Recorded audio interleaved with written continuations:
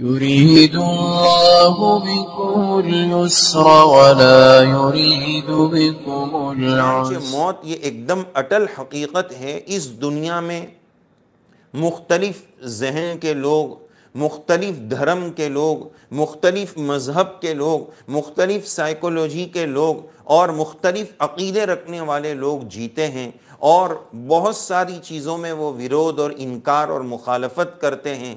چنانچہ قرآن مجید کا انکار کرنے والے لوگ بھی موجود ہیں، اور رسول اللہ صلی اللہ علیہ وسلم کی ذات اقدس اور وصف رسالت کا انکار کرنے والے بھی موجود ہیں، ختم نبوت کا انکار کرنے والے بھی موجود ہیں، یہاں تک کہ خالق و مالک وہ اللہ عز و جل جس نے اس دنیا کو پیدا فرمایا، دنیا کو وجود عنایت فرمایا، اس رب العالمین کے انکار کرنے والے بھی موجود ہیں۔ وہ دہری اور ناستک، وہ اللہ تعالیٰ کے انکار کرنے والے بھی موجود ہیں، لیکن دنیا کا کوئی باشعور انسان، کوئی دھرم والا ایسا نہیں ملے گا جو موت کا منکر ہو کہ نہیں میں اس کو نہیں مانتا ہوں، یہ کوئی حقیقت نہیں ہے۔ یہ ایک ایسی اٹل حقیقت ہے کہ دنیا کا ہر انسان، ہر مذہب والا باشعور اور سمجھدار اس حقیقت کو ضرور تسلیم کرتا ہے، اس سے اس کو مفر نہیں، اس سے بھاگنے کی کوئی جگہ نہیں۔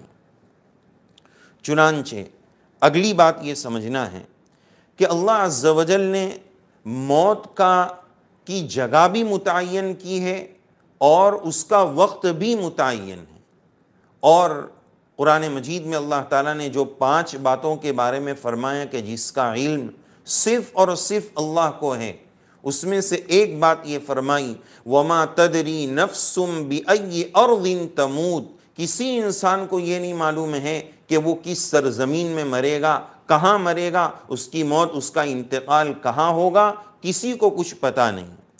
چنانچہ موت اتنی اٹل حقیقت ہے کہ ایک مرتبہ کشتی میں چند لوگ سفر کر رہے تھے، سفر کے دوران اچانک تذکرہ اور بات چیت یہ نکلی، اور کشتی چلانے والے ملاح نے، ناخدا نے یہ تذکرہ نکالا کہ ہمارے آبا اور اجداد، میرے ابا، میرے دادا وغیرہ سب اسی کام کے اندر کشتی چلاتے چلاتے اسی میں ڈوب گئے، اور اکثروں کا انتقال اسی کے اندر ہوا ہے۔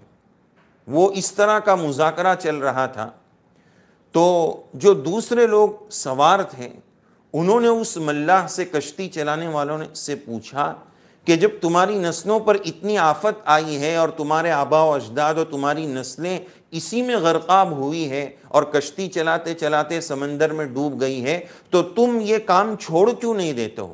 یہ آبائی اور پشتینی کام، یہ جاب کرنا کوئی ضروری تھوڑی ہے، کوئی دوسرا ذریعہ معاش اختیار کریں، اس سے روزی کمائیں۔ تمہیں موت سے ڈر نہیں لگتا؟ یہ کام تو موت کے منہ میں جانے جیسا، تو یہ کام چھوڑ دو۔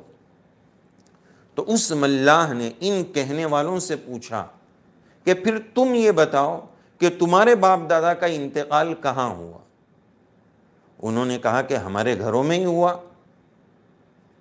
تو پھر وہ ملاح کہنے لگا کہ تم پھر وہ گھر کیوں نہیں چھوڑ دیتے ہو کہ اس میں تمہارے آبا اور اجداد اسی گھر میں مریں، تو وہ پشتینی گھر چھوڑ دو، دوسری جگہ چلے جاؤ، تم اس کو کیوں نہیں چھوڑتے؟ فما ہوا جوابکم فہو جوابنا، جو آپ کا جواب ہے وہ میرا جواب، کہ موت تو اپنے وقت پر آ کر رہے گی اور جگہ پر آ کر رہے گی، چاہے بہانہ کچھ بھی ہو جائے، ذریعہ کچھ بھی بن جائے۔ اذا جاء اجلہم لا یستأخرون ساعتا ولا یستقدمون، ایک منٹ نہ آگے ہو سکتا ہے نہ ایک منٹ پیچھے ہو سکتا ہے، وہ وقت متعین ہی پر ہر انسان کی موت آتی ہے۔ ظاہری نقشہ، ظاہری شکل، ظاہری صورتحال جو بھی ہو جائے، ظاہری حادثہ جو بھی بن جائے، لیکن موت جو ہوگی وہ اپنی اصلی شکل میں اپنے اصلی وقت پر آ کر رہے گی۔ چنانچہ اللہ تعالیٰ بچانا چاہیں تو بچ جائیں، لیکن وقت متعین جب آ جائے تو کوئی بچ نہیں سکتا۔ اس تعلق سے ایک واقعہ ملتا ہے کہ ایک مزدور جو 5ویں منزلے پر سلیب بھرنے کا کام کر رہا تھا، وہ سلیب بھرتے بھرتے پاؤں پھسلا اور 5ویں منزل سے نیچے گر گیا۔ جب وہ نیچے گرا تو سیڑھی سے چڑھ کر وہ پھر واپس اوپر چلا گیا، یعنی اس کو کوئی چوٹ معمولی سی آئی لیکن وہ اتنا کم چوٹ آئی کہ وہ اسی وقت سیڑھی سے چڑھ کر جو ہے وہ واپس 5ویں فلور پر پہنچ گئے.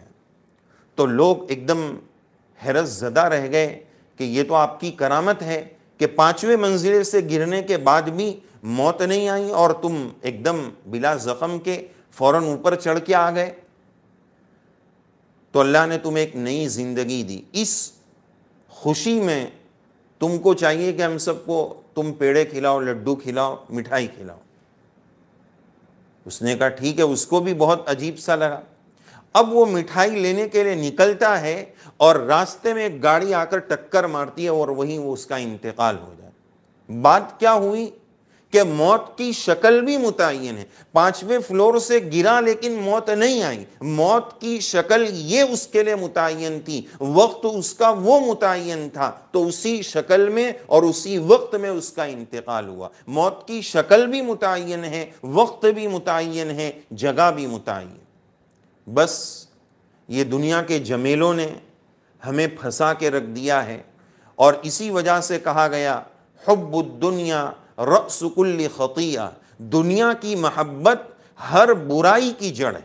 میری زندگی میں، ہماری زندگیوں میں جس لائن کے بھی گناہ ہو رہے ہیں وہ اصل اس کی جڑ جو ہے وہ دنیا کی محبت ہے. اس دنیا کی محبت جو جڑ ہے اس کو ختم کرنے کی ضرورت ہے. ویڈیو کے نیچے سبسکرائب کے بٹن پہ کلک کریں، بیل کے آئیکن پہ کلک کیجئے تاکہ ہر نئی ویڈیو کی نوٹیفیکیشن آپ کو مل جائے.